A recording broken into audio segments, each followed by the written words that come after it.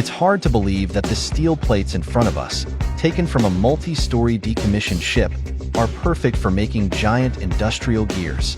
In the local area, steel plates salvaged from ships are a significant material source for many mechanical manufacturing industries. This workshop was the first to spot this opportunity, adhering to the motto, "If you can imagine it, they can make it."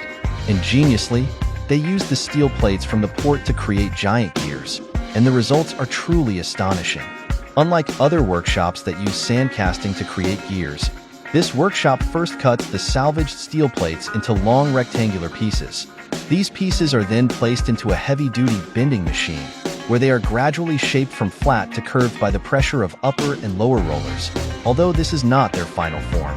Through the master's continuous adjustments and repeated rolling, the steel plate is eventually processed into a regular ring shape.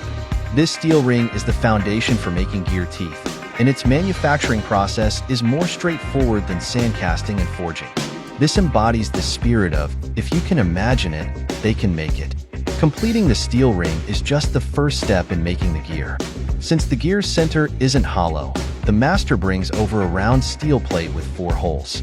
This plate's diameter has been precisely machined to match the inner diameter of the steel ring perfectly, creating a seamless fit to form the gear's wheel. After ensuring uniform depth and making necessary adjustments, the pieces are welded together to form a solid unit. Judging by the welds, the master's welding skills are impeccable. Despite having the wheel, something still seems missing: the connecting hole for the shaft. For the master, this is simple. Weld a section of round steel to the center of both sides.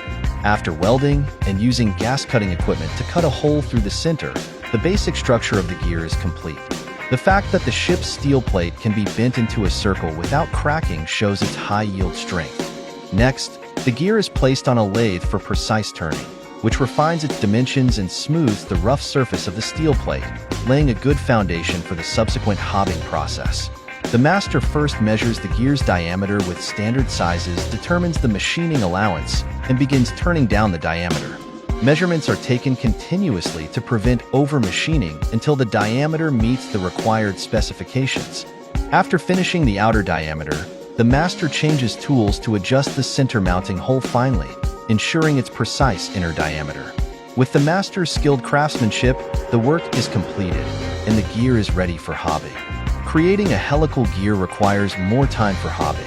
Under the master's careful operation, the shape and precision of the gear teeth are ensured.